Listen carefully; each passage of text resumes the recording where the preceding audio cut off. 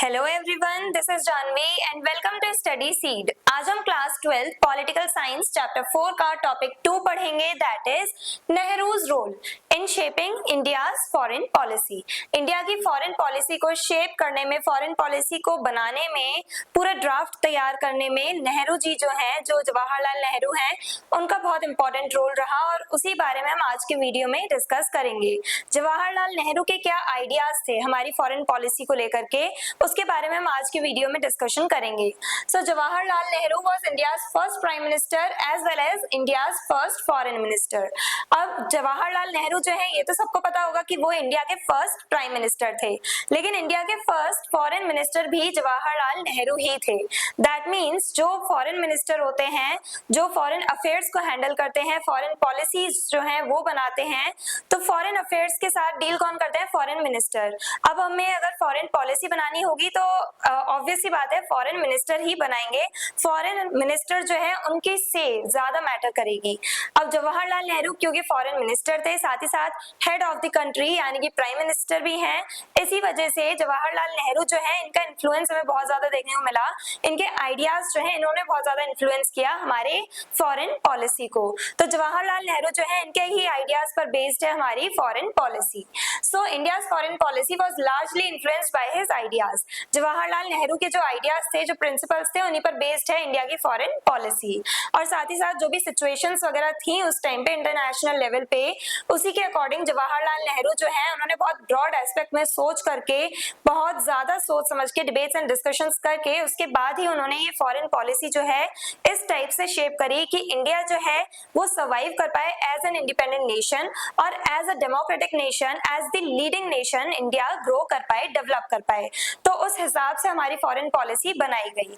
Objectives of Nehru's foreign policy. अब नेहरू के foreign policy के ऑब्जेक्टिव्स क्या थे? जवाहरलाल नेहरू ने जो फॉरेन पॉलिसी बनाई, उसके ऑब्जेक्टिव्स यानी कि उसके हमारे गोल्स क्या थे? तो ऑब्जेक्टिव्स क्या थे इंडिया के फॉरेन पॉलिसी के? He wanted India's foreign policy to be based on independence and decision making. Jawaharlal Nehru चाहते थे कि हमारी जो फॉरेन पॉलिसी है वो किन सब प्रिंसिपल्स पे बेस्ड हो? इंडिपेंडेंस पर, यानी कि हमने जो इंडिपेंडेंस गेन करी है कॉलोनियल रूल से, हम अभी अभी आजाद हुए हैं, तो हम किसी और सुपर पावर के अंडर क्यों जाएं? हम किसी और देश के अंडर में रह के काम क्यों करें? जब हम इंडिपेंडेंट हुए हैं, इतने स्ट्रगल्स के बाद जब हमें इंडिपेंडेंस मिली है, तो क्यों ना हम इस आजादी को जिए, क्यों ना हम खुद ही अपने फैसले लें, डिसीजंस हम खुद ले पाएं। तो सॉवरेनिटी को बहुत ज्यादा इंपॉर्टेंस दी जवाहरलाल नेहरू ने। पीस एंड कॉपरेशन, हमें पीस मेंटेन करनी है, शांति बनाए रखनी है। ये हमारे फ्रीडम स्ट्रगल्स में भी देखा गया है, हमने पीसफुल स्ट्रगल्स किए हैं, हमने बहुत ज्यादा पीसफुल वे में अपने जो भी फ्रीडम फाइटर्स जो रहे हैं, हमारे जो स्ट्रगल हमने किए हैं, इंडिपेंडेंस स्ट्रगल, तो वो सब हमने बहुत पीसफुल वे में किया है।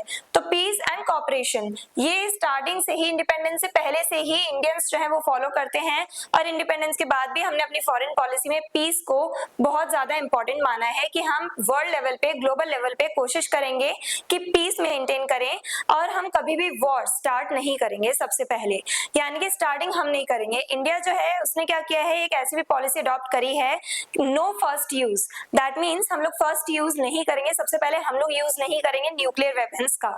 अगर कोई सामने वाले देश से हमारे कोई भी कन्फ्लिक्ट्स चल रहे हैं, किसी कंट्री से हमारे कन्फ्लिक्ट्स हैं, और अगर वॉर हो भी जाती है, लड़ाई होती है, तो उस वॉर में हम सबसे पहले ऐसे वेपन्स का यूज नहीं करेंगे जिससे डिस्ट्रक्शन क्रिएट हो। हाँ, लेकिन अगर सामने वाला यूज कर रहा है ऐसे वेपन्स का, खतरनाक वेपन्स का यूज कर रहा है, तो हमारी भी मजबूरी है, हम भी यूज करेंगे, लेकिन सबसे पहले यानी फर्स्टली हम लोग यूज नहीं करेंगे, हम स्टार्ट नहीं करेंगे वॉर। तो ये नो फर्स्ट यूज की पॉलिसी भी हमने अडॉप्ट कर रखी है।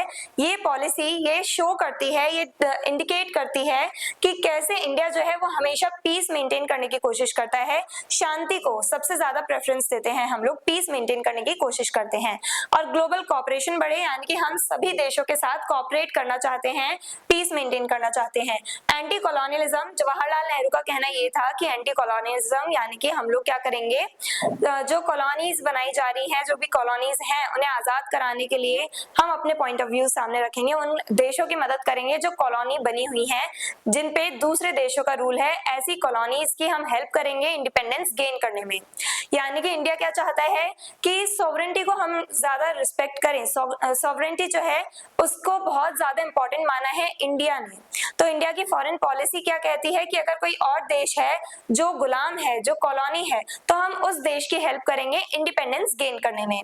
इंटरनेशनल फ्रेंडशिप, यानी कि हम लोगों ने काफी सारी फ्रेंडशिप ट्रीटीज भी साइन करी है इंडिया ने डिफरेंट नेशंस के साथ शांति बनाए रखने के लिए। और चाइना के साथ भी हमने एक अग्रीमेंट साइन किया था, दैट इज पंचशील अग्रीमेंट, जिसके बारे में हम आगे आने वाले टॉपिक्स में पढ़ेंगे। तो इन सभी अग्रीमेंट्स के थ्रू क्या पता चलता है कि इंडिया हमेशा फ्रेंडली रिलेशंस रखना चाहता है दूसरे नेशंस के साथ। और ये सारे किसके आइडियाज थे? जवाहरलाल नेहरू के। तो इंडिया की जो फॉरेन पॉलिसी हमने अडॉप्ट करी है, जिसमें हमें ये सब प्रिंसिपल्स देखने को मिलते हैं, वो किन के आइडियाज पर बेस्ड है? जवाहरलाल नेहरू के आइडियाज पर। Jawaharlal Nehru was the main supporter of the non-alignment policy. Jawaharlal Nehru जो है वो नॉन अलाइनमेंट पॉलिसी के, जो हमने नॉन अलाइन मूवमेंट स्टार्ट किया, उसके बहुत इंपॉर्टेंट लीडर रहे हैं जवाहरलाल नेहरू। फाउंडिंग मेंबर हम कह सकते हैं वो रहे हैं जवाहरलाल नेहरू। और इन्होंने बहुत ज्यादा इंपॉर्टेंस दी है नॉन अलाइनमेंट मूवमेंट को। क्यों? क्योंकि जवाहरलाल नेहरू का कहना ये था कि हम आजाद हुए हैं तो हम लोग अपने डिसीजंस खुद लेंगे, किसी सुपर पावर ब्लॉक जो है उसके साथ जाके हम नहीं जुड़ेंगे, ना हम यूएसए के अलाय बनेंगे ना यूएसएसआर के। तो इसे कहा गया नॉन अलाइन मूवमेंट। और ये स्टार्ट किसने किया? जवाहरलाल नेहरू ने। ये one of the founding member रहे हैं Jawaharlal Nehru non align movement, that is नाम के। Nehru's vision of world peace. अब वर्ल्ड लेवल पे जो हम ग्लोबल पीस मेंटेन करने की कोशिश कर रहे हैं, उसको लेकर के जवाहरलाल नेहरू का क्या विजन रहा है, क्या ओपिनियन रहा है? Nehru supported disarmament. जवाहरलाल नेहरू जो है उन्होंने डिसआर्मामेंट को सपोर्ट किया है, दैट इज रिड्यूसिंग वेपन्स।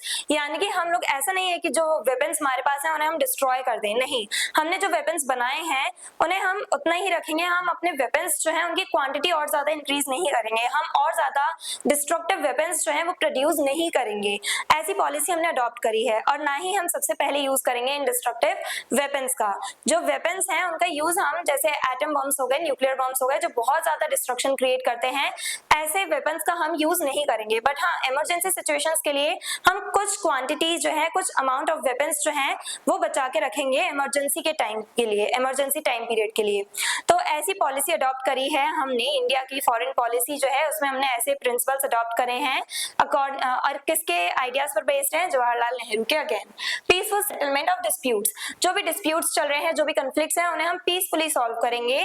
कोई भी वॉर्स हम आगे नहीं बढ़ाएंगे, वॉर स्टार्ट नहीं करेंगे। Strengthening the United Nations. अब यूनाइटेड नेशन ऑर्गेनाइजेशन जो है यूएनओ, ये इंटरनेशनल ऑर्गेनाइजेशन है जिसका क्या एम है?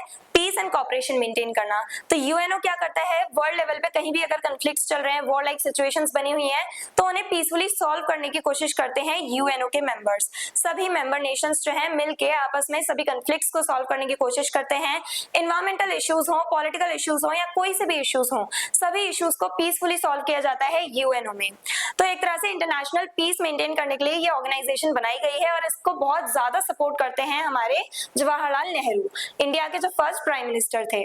तो ये बहुत ज्यादा सपोर्ट करते थे यूएनओ को, और इनका ये सपोर्ट ही दर्शाता है कि कैसे हम लोग हमेशा पीस की साइड रहे हैं, कैसे इंडिया ने हमेशा पीसफुल रिलेशंस बनाने की कोशिश करी है, पीस की ही साइड रहते हैं हम, शांति मेंटेन करने की कोशिश करते हैं।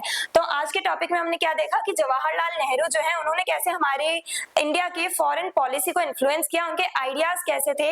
अब जवाहरलाल नेहरू जो है उन्हीं के आइडियाज पर बेस्ड हमारी फॉरेन पॉलिसी बनी। क्यों?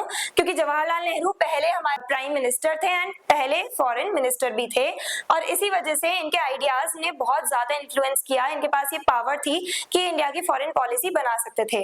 तो जवाहरलाल नेहरू जो है, इनके आइडियाज इतने ज्यादा, इनका एक तरह से ब्रॉड आइडियाज जो है, इन्होंने बहुत ब्रॉड एस्पेक्ट में सोचा, हर एक डायमेंशन के बारे में सोचते हुए इन्होंने इंडिया के फॉरेन पॉलिसी में ये सारे आइडियल्स, ये सारे प्रिंसिपल्स ऐड ऑन किए और इंडिया को इतना ज्यादा अच्छा देश बनाया है, डेमोक्रेटिक कंट्री बनाया है जवाहरलाल नेहरू के प्रिंसिपल्स ने। तो ये सब हमने आज के टॉपिक में डिस्कस किया। I hope everything is clear. और अगर आपको इस चैप्टर के डिटेल नोट्स चाहिए तो हमारी वेबसाइट studyseed.net पे विजिट करें, लिंक डिस्क्रिप्शन बॉक्स में दिया गया है। मिलते हैं नेक्स्ट वीडियो में नेक्स्ट टॉपिक के साथ। Stay curious, stay consistent. Thank you very much.